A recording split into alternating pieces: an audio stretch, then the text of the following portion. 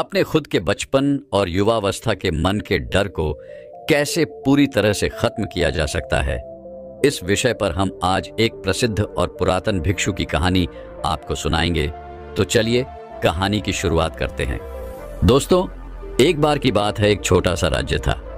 उस राज्य में एक संत रहा करते थे जो बहुत ज्ञानी थे, जिनकी ख्याति दूर दूर तक फैली हुई थी। उनके पास कोई भी कैसी भी समस्या लेकर क्यों ना आए, वो समस्या का समाधान अवश्य करते थे। जब भी वह किसी की समस्या सुनते तो उसमें लीन हो जाते और उसके बाद कुछ देर के लिए वह आंखें बंद करते और समस्या के बारे में अच्छे से सोच विचार करते और उसके बाद उसका समाधान देते। जब भी कोई व्यक्ति उनके पास अपनी समस्या लेकर जाता तो उसकी समस्या को बड़े ही ध्यान से सुनते समझते, अपनी आंखें बंद करते और उस पर सोच विचार करने के बाद वो उसका समाधान दिया करते। ऐसे में कोई भी व्यक्ति उनके बारे में केवल एक ही बात सोचता था, शायद इन साधु के पास कोई ऐसी चमत्कारी शक्तियां हैं जिससे ये समाधान पूछते हैं और उसके बाद हमें वो समाधान बताते हैं। एक बार एक युवक ने उन महाराज से यह पूछ भी लिया, है महाराज, क्या आपके पास ऐसी कोई चमत्कारी शक्तियां हैं जिसके कारण आप हमारी समस्याओं का समाधान करते हैं, या आपके पास ऐसी कोई दिव्य दृष्टि है जिसे आप हमारी समस्याओं का समाधान खोज पाते हैं? उस युवक की आवाज सुनकर वह साधु जोर जोर से हंसने लगे, लेकिन उन्होंने उस युवक की बात का कोई जवाब नहीं दिया। उसके कुछ ही दिनों बाद उस राज्य में एक बड़ी अजीब सी घटना घटी। उस राज्य में एक बुढ़िया औरत रहा करती थी जो अपने पूरे घर में अकेले ही रहती थी। उसका कोई न था। उस राज्य से होकर 4 मित्र अपने घर की ओर जा रहे थे। वे लोग दूसरे नगर में काम करके पैसा इकट्ठा करके अपने गांव की ओर जा रहे थे। यह बात बहुत पुराने जमाने की है, जब यातायात के साधन ना हुआ करते थे, इसलिए वे लोग पैदल ही यात्रा किया करते थे। इसी कारण वह चारों मित्र अपने अपने धन को इकट्ठा करके अपने गांव की ओर प्रस्थान कर रहे थे। उन चारों ने अपना अपना धन एक छोटी सी पोटली में रखा था और उसी पोटली में उन सब की सारी कमाई थी। तभी उन चारों मित्रों में से एक मित्र कहता है, मित्रों, इस तरह से यदि हम अपना धन अलग अलग रखेंगे तो इससे हमारा धन चोरी हो सकता है। क्यों ना हम अपना सारा धन एक ही पोटली में रख दे, जिससे हम सब इस पर ध्यान भी दे सकेंगे और हमारा धन सुरक्षित भी हो जाएगा। और जब हम अपने गांव पहुंच जाएंगे तो हम वहां पर अपना अपना हिस्सा इसमें से ले लेंगे। उन तीनों मित्रों ने उस युवक की बात मान ली और वे सभी मिलकर अपना धन एक ही पोटली में रख देते हैं और वे सभी मिलकर अपने गांव की ओर आगे बढ़ते हैं। चलते चलते काफी समय बीत चुका था और अब रात्रि होने वाली थी। तभी आगे चलकर रास्ते में उन्हें एक घर दिखाई दिया जहां पर एक बूढ़ी औरत रहा करती थी। रात्रि का समय भी हो चुका था और उन चारों मित्रों को रात में रुकने के लिए कोई न कोई जगह की आवश्यकता भी थी। ऐसे में उन चारों ने मिलकर यह योजना बनाई कि वे लोग आज रात इसी घर में ठहरेंगे। इसलिए वे चारों लोग उस घर की ओर आगे बढ़ते हैं। उस घर का दरवाजा खटखटाते हैं। तभी सामने से एक बूढ़ी औरत दरवाजा खोलती है और चारों मित्रों में से एक मित्र हाथ जोड़कर उस बूढ़ी औरत से कहता है, माता जी, हम अपने गांव की ओर जा रहे थे, लेकिन यहाँ रास्ते में ही रात हो गई और अब हम इतनी रात में सफर नहीं कर सकते। इसलिए हमारी आपसे विनती है कि हम आपके यहाँ पर एक रात रुकना चाहते हैं। कल सुबह होते ही हम यहाँ से चले जाएंगे। उस बूढ़ी औरत ने काफी देर सोच विचार किया और उसके बाद वो बूढ़ी औरत कहती है, ठीक है, तुम सभी आज रात के लिए यहाँ पर रुक सकते हो, मुझे कोई दिक्कत नहीं, मैं खाना बनाने जा रही हूं। कहो तो तुम लोगों के लिए भी बना दूं। उन चारों ने सहमति जताते हुए कहा, हाँ बिल्कुल। उसके बाद उन चारों मित्रों ने पैसों की पोटली उस बूढ़ी औरत को थमा दी और कहा, माता जी, इस पोटली में हमारे साल भर की कमाई है। हम चारों ने अब तक का अपना सारा कमाया हुआ धन इसी पोटली में रखा है और अब हम इसे आपको सौंपते हैं, क्योंकि ये हम चारों से ज्यादा आपके पास सुरक्षित होगा। हम बस इतना चाहते हैं, यदि हम चारों में से कोई एक व्यक्ति से लेने आए तो आप इस पोटली को उसे मत देना, जब तक कि हम चारों एक साथ इस पोटली को लेने ना आए। तभी वह बुरी औरत कहती है, ठीक है बेटा, यदि तुम चारों एक साथ आओगे तभी मैं इस पोटली को आपको सौंपूंगी, और वैसे भी आप लोग तो सुबह यहाँ से चले जाने वाले हैं, मैं आपको सुबह ही पोटली थमा दूंगी। पैसों की पोटली उस बूढ़ी औरत को थमाकर वे चारों मित्र निश्चिंत हो जाते हैं कि अब उनका धन सुरक्षित है और वे लोग खाना खाकर सो जाते हैं। अगली सुबह जब वह उठते हैं तो सभी लोग अपने आगे की यात्रा के लिए तैयारियां शुरू कर देते हैं। तभी उन चारों नौजवानों में से एक नौजवान थोड़ा सा बदमाश था। वह अपने उन तीनों मित्रों से कहता है, भाइयों, इस बूढ़ी औरत ने हमारी रात पर खातिरदारी की है, हमें अच्छा भोजन खिलाया, सोने के लिए अच्छी जगह थी, रात भर यहाँ सर झुकाने के लिए एक अच्छा मकान दिया और हमने अब तक उसके लिए कुछ नहीं किया। वह बूढ़ी औरत अकेले ही खेतों में काम कर रही है। क्या हम सभी यहाँ से जाने से पहले इस बूढ़ी औरत की मदद नहीं कर सकते? उस बदमाश नौजवान ने मन ही मन ये योजना बना ली थी कि वह किसी तरह से भी उस बुढ़िया से वह पोटली हासिल करके ही रहेगा। बाकी के तीनों मित्र उसकी बातों में आ जाते हैं और वे सभी मिलकर उस बुढ़िया की मदद करने अर्थात खेतों में काम करने के लिए चल पड़ते हैं। वे सभी मिलकर खेतों का काम कर ही रहे थे कि तभी वह बदमाश, वह नौजवान अपने बाकी तीनों मित्रों से कहता है, मित्र, मुझे जोरों की प्यास लग गई है, मैं जरा उस बूढ़ी औरत से पानी मांग कर लाता हूँ। वह बाकी मित्र भी अब काफी थक चुके थे, उन्हें भी जोरों की प्यास लगी थी, इसलिए वो तीनों मित्र उसे वहां से जाने की अनुमति दे देते हैं। जैसे ही वह बदमाश उस बूढ़ी औरत के पास पहुंचता है, वह उस बूढ़ी औरत से कहता है, माता जी, अब हम यहां से जा रहे हैं, कृपया करके हमारे धन की पोटली हमें वापस दे दें। इस पर वह बूढ़ी औरत कहती है, नहीं नहीं, जब तक तुम चारों एक साथ ना हो तब तक मैं वो पोटली किसी को नहीं दे सकती। तुमने तो कहा था कि जब तक हम चारों एक साथ ना हो तब तक यह पोटली किसी को नहीं दी जाए। तभी वह बदमाश उन तीनों की तरफ इशारा करते हुए कहता है, लाऊं? उन तीनों ने सोचा कि हमारा मित्र हमारे लिए पानी लाना चाहता है, इसलिए वह हमसे आज्ञा मांग रहा है। तभी उन तीनों मित्रों ने इशारे में उस युवक से कहा, हाँ हाँ ठीक है, ले आओ। यह देख उस बुढ़िया को यह लगने लगा कि अब यह चारों यहां से जा रहे हैं और ये अपनी पोटली मांग रहे हैं, इसलिए उस बुढ़िया ने वह पोटली उस बदमाश के हाथों में रख दी और वह बदमाश उस पोटली को लेकर वहां से चला गया और बाकी के तीनों मित्र अपने खेत के काम में व्यस्त हो जाते हैं। कुछ देर के बाद जब वह तीनों खेत का काम करके वापस लौटते हैं और बुढ़िया से कहते हैं, माता जी, हमारा मित्र जो यहाँ पानी पीने आया था वह कहाँ गया? इस पर वह बुढ़िया कहती है, क्या?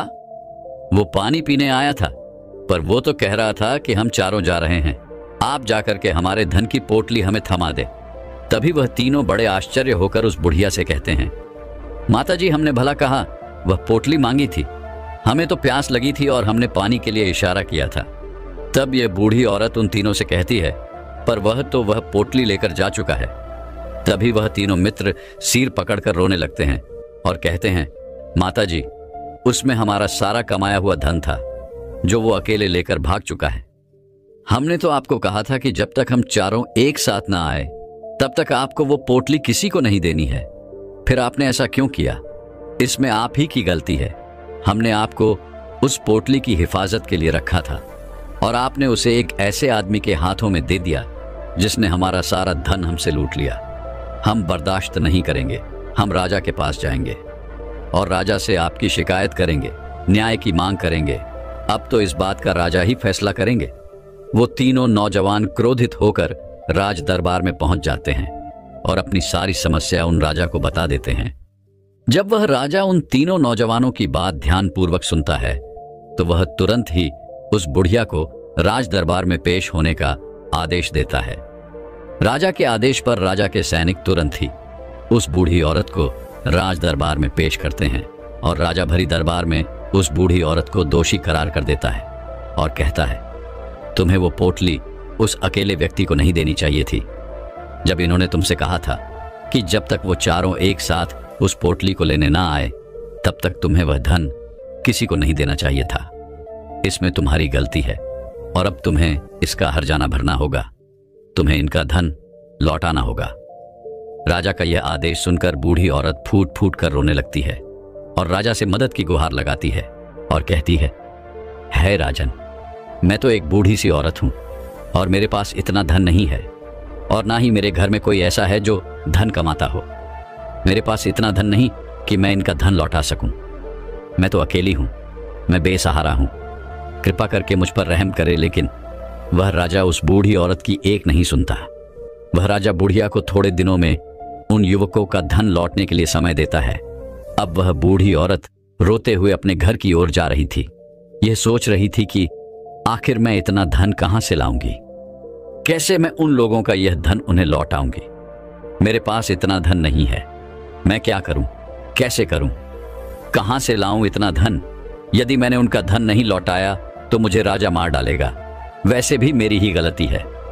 जब उन चारों ने मिलकर मुझसे यह कहा था कि जब तक हम चारों एक साथ ना आए तब तक वो पोटली किसी को नहीं थमानी है, फिर भी मैंने वो पोटली केवल उस एक व्यक्ति को थमा दी। इसमें गलती तो मेरी ही है। रोते रोते ये सारी बातें सोचते हुए वह अपने घर की ओर जा रही थी। तभी रास्ते में उस बूढ़ी औरत को वही संत मिले जो उस नगर में किसी भी समस्या का समाधान बड़ी सरलता और सहजता से करते थे। उन्होंने उस बूढ़ी औरत से कहा, क्या बात है बेटी, क्यों रो रही हो? इस पर वह बूढ़ी औरत उस संत को सब कुछ सच सच बता देती है और कहती है महाराज, इसमें गलती तो मेरी ही है। उन चारों ने तो पहले ही कहा था जब तक वे चारों एक साथ ना आए तब तक वो पोटली मुझे किसी को नहीं देनी। लेकिन मेरी ही मत मारी गई थी जो मैंने वो पोटली केवल एक व्यक्ति को थमा दी और वह उनका सारा धन लेकर वहां से भाग गया। लेकिन अब मुझे यह समझ नहीं आ रहा कि मैं वह सारा धन कहां से लाऊं, कैसे जुटाऊं। मेरे पास इतना धन नहीं है और राजा ने तो आदेश भी दे दिया है कि मुझे उनका धन लौटाना ही पड़ेगा। लेकिन मैं ये समझ नहीं पा रही कि इतना सारा धन मैं कहां से लाऊंगी। तभी वह संत उस बूढ़ी औरत से कहते हैं, शांत हो जाओ, मैं कोई ना कोई रास्ता जरूर निकाल लूंगा। इतना कहकर वह संत वहीं पर बैठ जाते हैं, ध्यान करने लगते हैं। कुछ देर के लिए आंखें बंद कर वह सोचते हैं, विचार करते हैं। मौन रहकर वह समस्या का समाधान निकालते हैं और इसके बाद वो उस बूढ़ी औरत से कहते हैं, बेटी, राजा ने जो फैसला किया है वो बिल्कुल गलत है। आपने जो किया इसमें आपकी कोई गलती नहीं है। राजा का फैसला गलत है। उन संत के इतना कहने पर वह बूढ़ी औरत चुप हो गई और यह सोचने लगी कि आखिर राजा का फैसला कैसे गलत हो सकता है। राजा तो सभी के लिए न्याय ही करते हैं और वह कभी किसी का बुरा नहीं करते। फिर आखिर आज राजा का फैसला कैसे गलत हो गया? वह संत और इस बुढ़िया की बातें आसपास के खड़े लोग, सभी लोग सुन रहे थे और वे लोग भी बड़े अचज में थे। क्या राजा का फैसला कैसे गलत हो सकता है? राजा ने तो बिल्कुल सही फैसला लिया है। इस बूढ़ी औरतें ही गलती की हैं। उन चारों का धन केवल एक ही को थमा दिया। ऐसे में इस बुढ़िया को उनका धन तो लौटाना ही चाहिए। राजा ने गलत फैसला कहां किया है? तभी वह संत उस बूढ़ी औरत से कहते हैं, जाओ और राज दरबार में कह दो कि है राजन, आपका फैसला गलत है। और सही क्या है, गलत क्या है, इसका फैसला मैं करूंगा। पहले तो वो बूढ़ी औरत इतनी हिम्मत ही नहीं जुटा पा रही थी कि वो राज दरबार में जाकर भरे राज दरबार में राजा को यह कह सके कि राजन, आपका फैसला गलत है। लेकिन जैसे तैसे उसने हिम्मत जुटाई और वह वापस राज दरबार लौटी। उसने डरते हुए भरे राज दरबार में राजा से बड़ी थराती आवाज में कहा, है राजन, आपने जो फैसला किया है वो फैसला गलत है। इतना कहकर उसने राजा को सारी बातें सच सच बता दी। उस बूढ़ी औरत की बात सुनकर राजा बहुत क्रोधित हुआ। राजा ने उस बूढ़ी औरत से कहा, कौन है वह संत जिसने मेरे फैसले को गलत बताया है? क्या उन्हें नहीं लगता कि मैंने सही निर्णय लिया है? मैं हर रोज कई निर्णय लेता हूं, कई फैसले करता हूं, लेकिन आज तक कभी किसी ने मुझसे यह नहीं कहा कि मेरा फैसला गलत है। यदि उन संत ने मुझसे सही फैसला न सुनाया तो उन्हें फांसी की सजा दे दूंगा। यह बात पूरे नगर में फैल गई। सभी लोग यह जानने के लिए हैरान थे कि आखिर वह साधु ऐसा कौन सा फैसला सुनाने वाले हैं जो राजा से भी उचित होगा, जिसमें सबके लिए न्याय होगा। राजा ने अपने सैनिकों को तुरंत ही आदेश दिया कि जाओ और उस संत को राज दरबार में लाओ। राजा की आज्ञा के अनुसार वे सैनिक तुरंत ही उन संत को लेने के लिए निकल पड़े। वे लोग कुछ ही देर बाद उन संत को लेकर राज दरबार पहुंचे।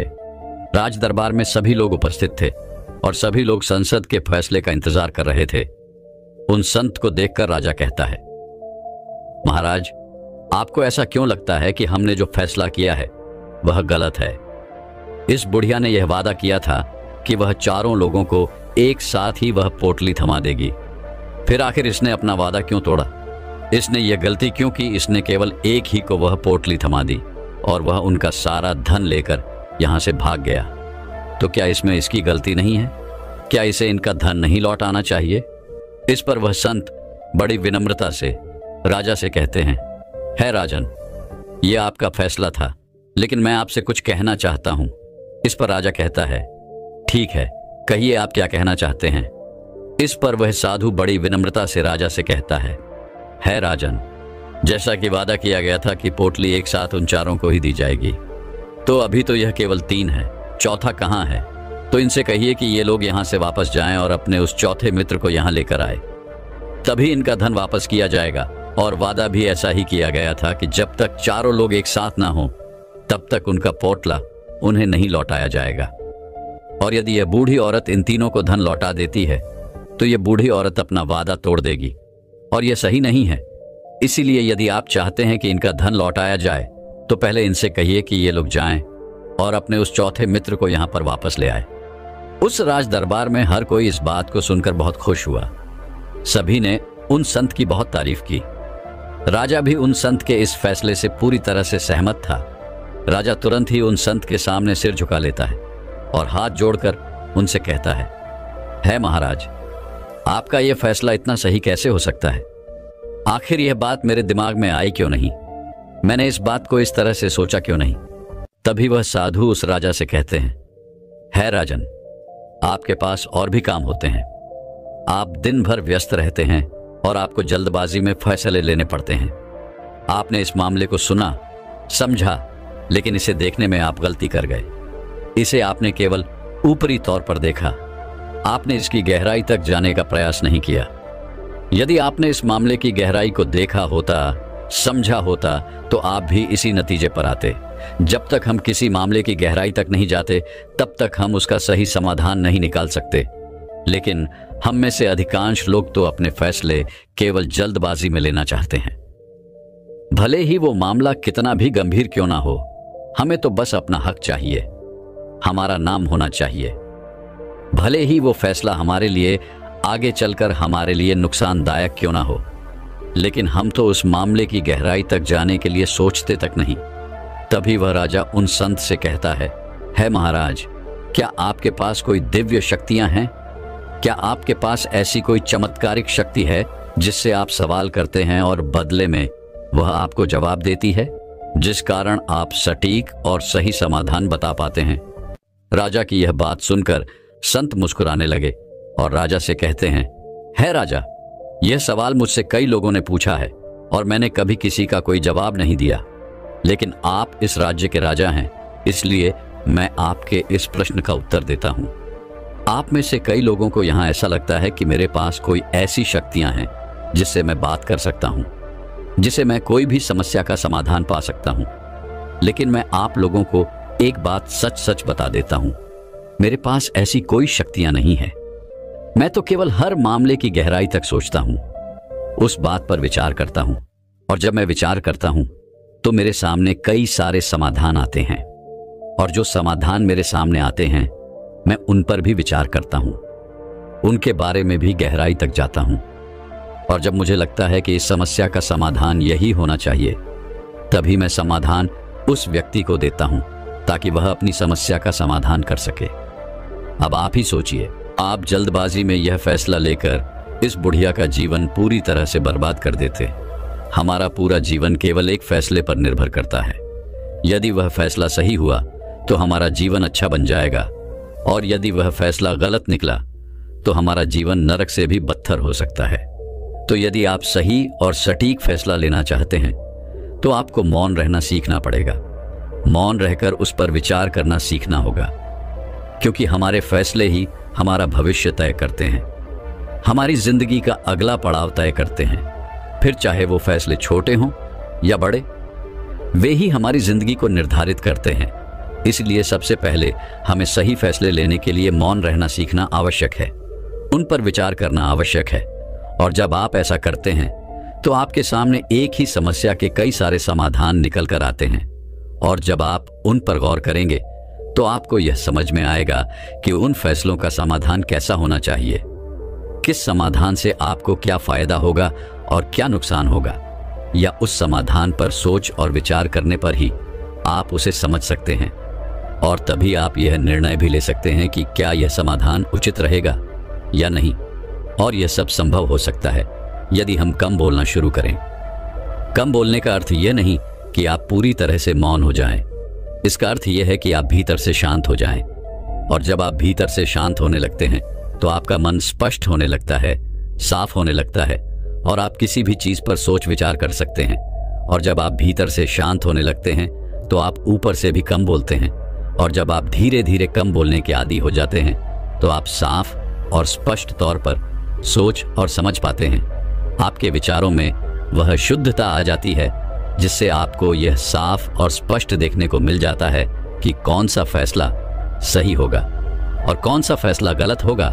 आपको उस परिस्थिति में क्या करना चाहिए और क्या नहीं करना चाहिए। लेकिन हम में से अधिकांश लोग अपने आप को सही साबित करने के लिए, अपने आप को ऊंचा साबित करने के लिए अत्यधिक बोलते हैं। और वो इतना बोलते हैं कि हर कोई उनकी बातों को गंभीरता से नहीं लेता।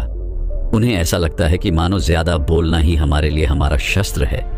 लेकिन वो ये भूल जाते हैं कि वो अत्यधिक बोलकर मूर्ख बन रहे हैं। लोग हमारा मजाक बनाते हैं, हमें मूर्ख समझते हैं, हमसे दूर रहने लगते हैं क्योंकि उन्हें हमारी बक बक अच्छी नहीं लगती। लेकिन जब आप भीतर से शांत होने का प्रयास करते हैं और धीरे धीरे भीतर से शांत होने लगते हैं तो आप खुद ब खुद ऊपरी तौर पर कम बोलना शुरू कर देते हैं। इससे आपके मन में, आपके मस्तिष्क में एक साफ और स्पष्ट विचार उत्पन्न होते हैं और आप अपने आप को साफ और स्पष्ट तौर पर समझ पाते हैं, देख पाते हैं आपको कब, क्या, क्यों और कितना बोलना चाहिए, और आपको कब, कैसे, क्यों, किस तरह से कौन सा फैसला लेना सही है या नहीं।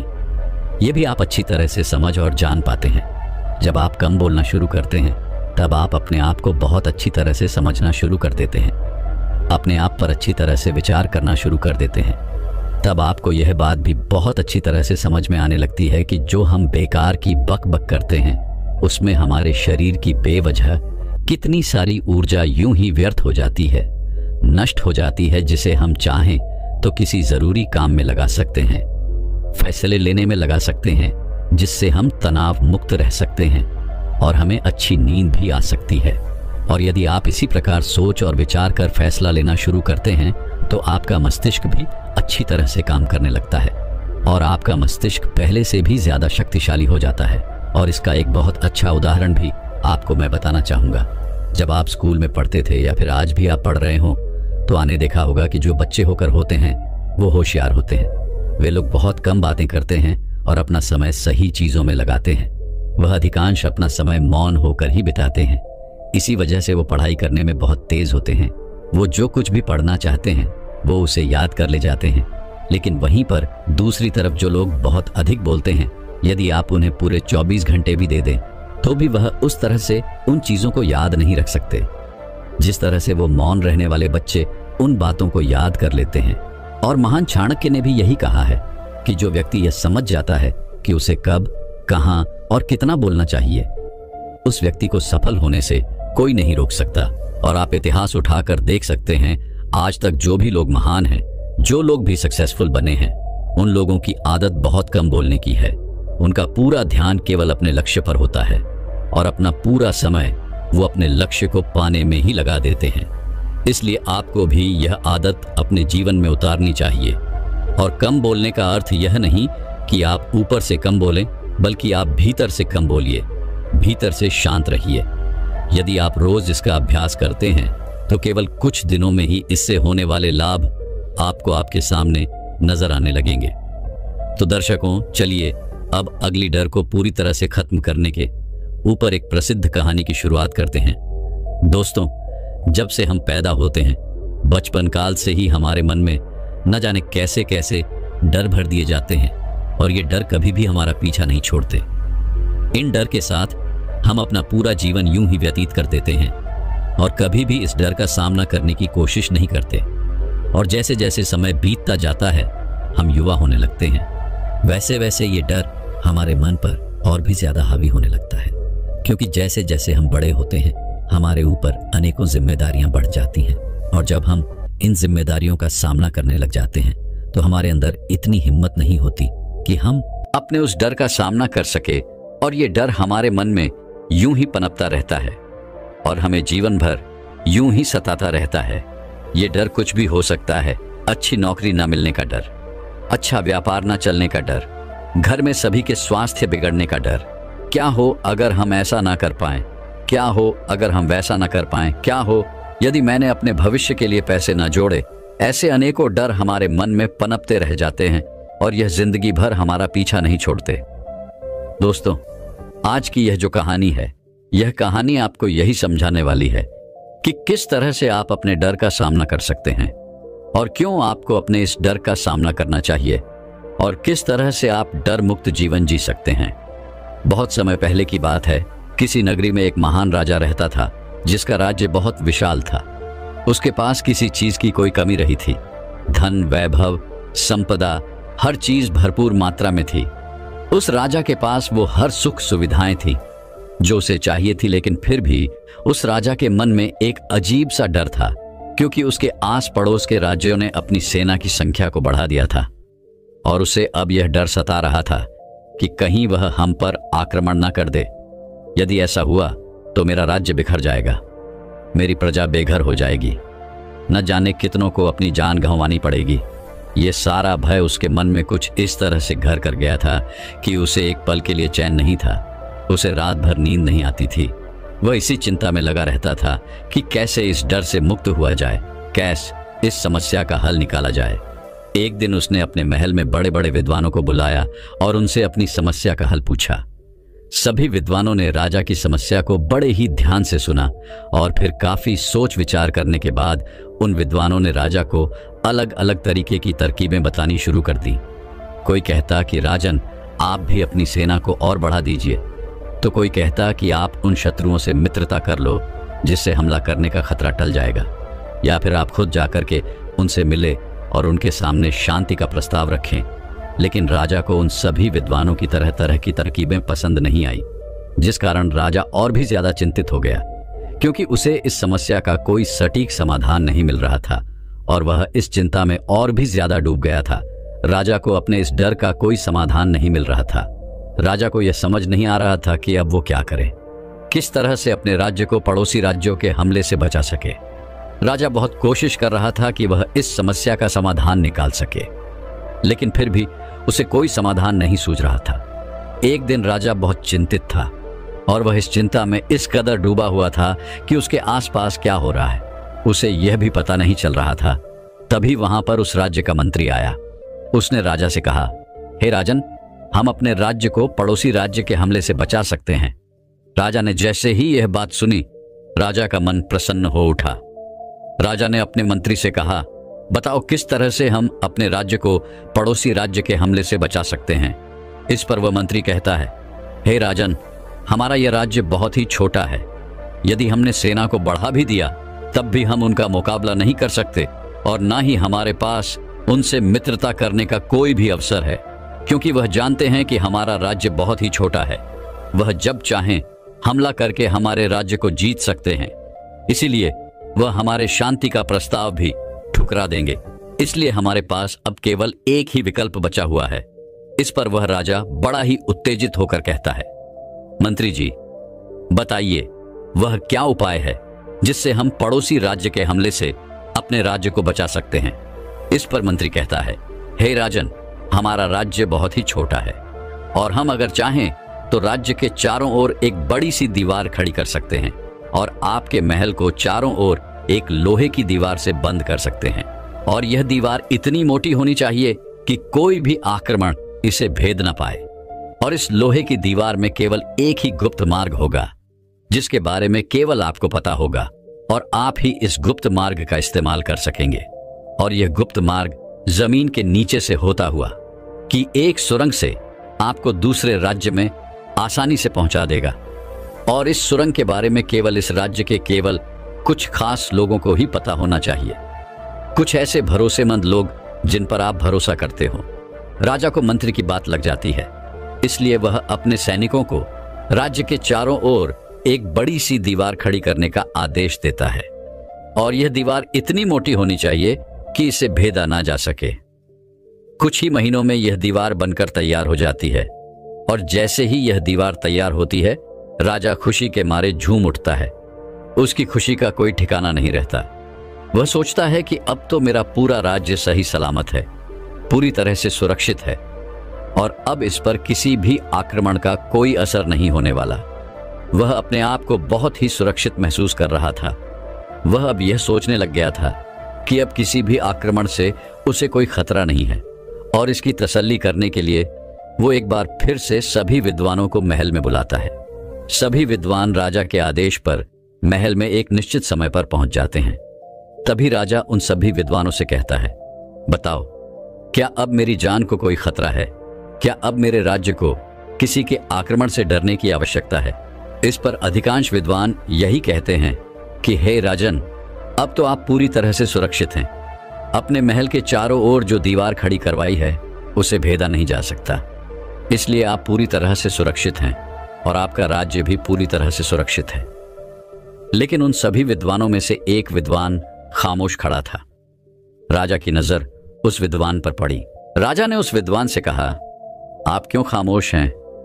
क्या आपको अभी भी संदेह है कि हमारे राज्य पर आक्रमण किया जा सकता है और इस दीवार को भेदा जा सकता है?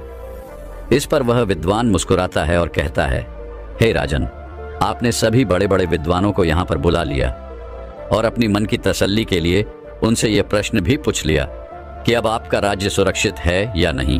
और इन सभी विद्वानों ने आपको यह तसल्ली भी दे दी कि अब आपका राज्य पूरी तरह से सुरक्षित है। लेकिन अभी भी एक महान व्यक्ति ऐसा है जिससे आपने अभी तक कोई राय नहीं ली है, और वह है महात्मा बुद्ध, जो हमारे राज्य में पिछले 2 दिनों से आए हुए हैं। वह अपने भिक्षुओं के साथ हमारे राज्य के पास ही वाले वन में रुके हुए हैं। यदि आपकी आज्ञा हो तो मैं उन्हें निमंत्रण देना चाहूंगा। यदि आपकी आज्ञा हो तो इस पर वह राजा कहता है, यदि वह इतने बड़े ज्ञानी हैं, इतने बड़े विद्वान हैं, तो उन्हें अवश्य ही निमंत्रण दे दो। मैं उनसे अवश्य ही मिलना चाहूंगा और उनसे भी यह जानना चाहूंगा कि क्या अभी भी कोई ऐसा और रास्ता बचा हुआ है जिससे मेरी जान को खतरा हो सकता है। राजा के मुख से ये सारी बातें सुन वह विद्वान व्यक्ति तुरंत ही महात्मा बुद्ध को महल आने का निमंत्रण भेजता है। निमंत्रण मिलने पर महात्मा बुद्ध और उनके कुछ शिष्य महल में आ पहुंचते हैं। महात्मा बुद्ध के आगमन पर वह राजा खुद द्वार पर खड़े होकर उनका स्वागत करता है और महात्मा बुद्ध से कहता है, हे गुरुवर, मैंने अपने राज्य के चारों ओर लोहे की एक मोटी दीवार बनवा ली है और वह दीवार इतनी मोटी है कि इसे भेदा नहीं जा सकता, और यह दीवार हमने इसलिए बनवाई है ताकि पड़ोसी राज्य हम पर हमला करे, तो उस आक्रमण से हमारे राज्य को कोई हानि ना हो और कोई भी शत्रु इस दीवार को तोड़कर हमारे महल में प्रवेश न कर सके। और इस महल में प्रवेश करने के लिए केवल एक ही मार्ग है जिसे केवल मैं जानता हूं, जो पूरी तरह से गोपनीय है। लेकिन अब मेरे मन में एक और शंका है कि क्या इतना सब कुछ करने के बाद भी मेरी जान को खतरा है? क्या मुझे कोई हानि पहुंचा सकता है? क्या कोई शत्रु अभी भी महल में घुस सकता है? इस पर बुद्ध मुस्कुराते हैं और राजा से कहते हैं, हे राजन, तुमने सब कुछ तो बहुत अच्छा किया, लेकिन तुमने एक गलती कर दी। इस पर वह राजा चौंक जाता है और कहता है, हे गुरुर, वह कौन सी गलती है जो मैंने की है जिस कारण मेरी जान को खतरा हो सकता है? इस पर बुद्ध कहते हैं, राजन, तुमने चारों ओर लोहे की मोटी दीवार खड़ी कर दी। तुमने यह ध्यान रखा कि यदि कोई राज्य यदि तुम्हारे राज्य पर आक्रमण करता है तो तुम्हारा राज्य पूरी तरह से सुरक्षित रहे, कोई भी तुम्हारे महल में प्रवेश न कर सके। लेकिन तुम्हारी गलती बस ये है कि जो गुप्त द्वार तुमने छोड़ दिया है उसे भी तुम्हें लोहे की दीवार से बंद करवा देना चाहिए था। भले ही वह द्वार गुप्त है, परंतु मृत्यु वहां से भी प्रवेश कर सकती है। महात्मा बुद्ध के मुख से यह सारी बातें सुनकर वह राजा एक पल के लिए स्तब्ध रह गया। उसे कुछ समझ नहीं आ रहा था कि महात्मा बुद्ध क्या कहना चाहते हैं। उसे एक धक्का सा लगा और कुछ क्षण के लिए वो पूरी तरह से शांत रह गया, सोच में पड़ गया। तभी महात्मा बुद्ध ने राजा से कहा, हे राजन, क्या हुआ? क्या आपको मेरा उपाय उचित नहीं लग रहा? लेकिन राजा महात्मा बुद्ध की कोई बात का जवाब नहीं देता। वह बिल्कुल शांत और मौन केवल महात्मा बुद्ध की सारी बातें सुने जा रहा था। तभी आगे महात्मा बुद्ध राजा से कहते हैं, है राजन, तुम्हें यह डर नहीं है कि शत्रुओं के हमले से तुम्हारा राज्य बर्बाद हो जाएगा, तुम्हारा राज्य पूरी तरह से बिखर जाएगा, बल्कि तुम्हें तो अपनी मृत्यु का डर है, और मृत्यु किसी से पूछकर कभी नहीं आती। वो तो तुम्हारे शत्रु के बिना भी तुम्हारे पास आ सकती है, और तुम्हें तो शत्रुओं से नहीं बल्कि अपनी मृत्यु से भय लग रहा है, और तुम उन शत्रुओं से नहीं बल्कि अपनी मृत्यु से बचना चाहते हो। लेकिन तुम ये भूल चुके हो कि जिस तरह से यह जीवन एक सत्य है, उसी तरह से मृत्यु भी एक अटल सत्य है। महात्मा बुद्ध के मुख से यह सारी बातें सुनकर उस राजा की आंखों में आंसू आ गए। वह राजा महात्मा बुद्ध के चरणों में गिर पड़ा और महात्मा बुद्ध से कहता है, हे गुरु, कि मैंने तो कभी इस तरह से सोचा ही नहीं। राजा की इस बात का जवाब देते हुए महात्मा बुद्ध कहते हैं, हे राजन, सत्य सोचा नहीं जाता बल्कि देखा जाता है, और हम मनुष्य के जीवन में डर का मुख्य कारण यही है कि हम कभी भी डर को देखना नहीं चाहते, उसे स्वीकार नहीं करना चाहते। और जब हम इसे देखना ही नहीं चाहते और इसे स्वीकार ही नहीं करना चाहते, तो हम भला इसका समाधान कैसे कर सकते हैं। जिस प्रकार मृत्यु एक अटल सत्य है और इसे हर कोई स्वीकार नहीं करता, लेकिन इसे स्वीकार करना आवश्यक है। पर यदि आप मृत्यु जैसे सत्य को स्वीकार नहीं कर सकते, तो आप जीवन को कभी समझ नहीं सकते और न ही इस जीवन को पूरी भरपूर मात्रा में जी सकते हैं। इस दुनिया में उपस्थित हर एक मनुष्य अपने गलत कर्मों से डरता है, और उस कर्म के आने वाले परिणाम से उसके मन में भय उत्पन्न हो जाता है, जिससे वह बचने की हर मुमकिन कोशिश करता है। वह भागता है, रोता है, बिलखता है, लेकिन जो कर्म उसने किए हैं उसकी सजा तो उसे भोगनी ही पड़ेगी, और इससे बचा नहीं जा सकता, और ना ही तो इससे भाग सकते हो। महात्मा बुद्ध के मुख से ये सारी बातें सुनकर राजा को अपनी गलती का एहसास हो गया, लेकिन राजा अभी भी ये जानना चाहता था कि भला इस डर का सामना कैसे किया जाता है। इस पर वह बुद्ध से कहता है, हे गुरु, पर इससे बचने का कोई तो उपाय होगा, कोई तो ऐसा रास्ता होगा जिससे हम डर मुक्त हो सकते हैं, अपने डर को अपने भीतर से निकाल सकते हैं। इस पर महात्मा बुद्ध कहते हैं, हे राजन, इसके केवल दो ही मार्ग हैं। पहला कि आप अच्छे कर्म करो। यदि आप अच्छे कर्म करते हो तो आपको किसी चीज का कोई डर नहीं होगा। आपने जो कर्म किए हैं उसके फलस्वरूप आपको अच्छे परिणाम ही मिलेंगे, तो इसमें आपको कोई चिंता करने की आवश्यकता नहीं है। और दूसरा उपाय यह है कि आप इस डर का सामना करें, क्योंकि अधिकांश मनुष्य अपने डर से डर जाते हैं, वह इससे भागते हैं, इससे पीछा छुड़ाते हैं, लेकिन वह यह भूल जाते हैं कि यह डर बाहर कहीं नहीं है, बल्कि आपके भीतर है। आप जहां जाएंगे यह डर आपके साथ ही जाएगा, यह आपका पीछा कभी नहीं छोड़ने वाला। इससे अच्छा यह है कि आप इसका सामना करें और इस डर का जो भी समाधान निकल सकता है वह समाधान निकालने की कोशिश करें। यदि आप ऐसा करते हैं तभी आप अपने डर को हरा सकते हैं और आप भयमुक्त जीवन जी सकते हैं।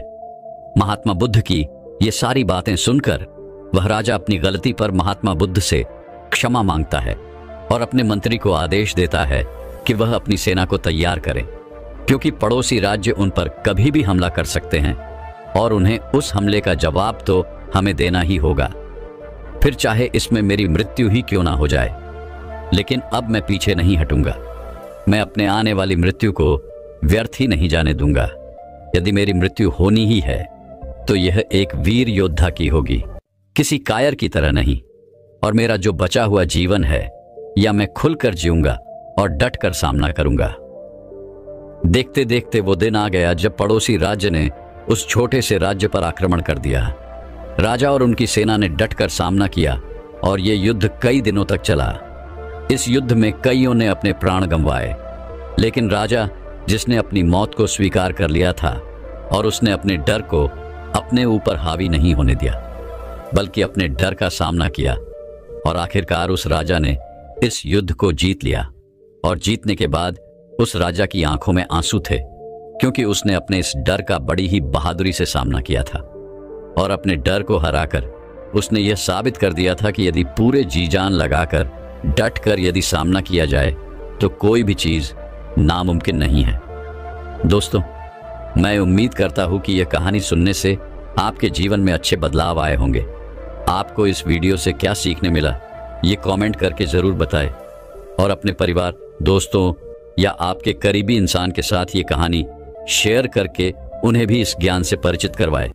बाकी अगर आपको यह वीडियो दिल से अच्छी लगी हो तभी इस वीडियो को लाइक कर देना, और आपने अब तक इस चैनल को सब्सक्राइब न किया हो तो चैनल को सब्सक्राइब भी जरूर कर देना।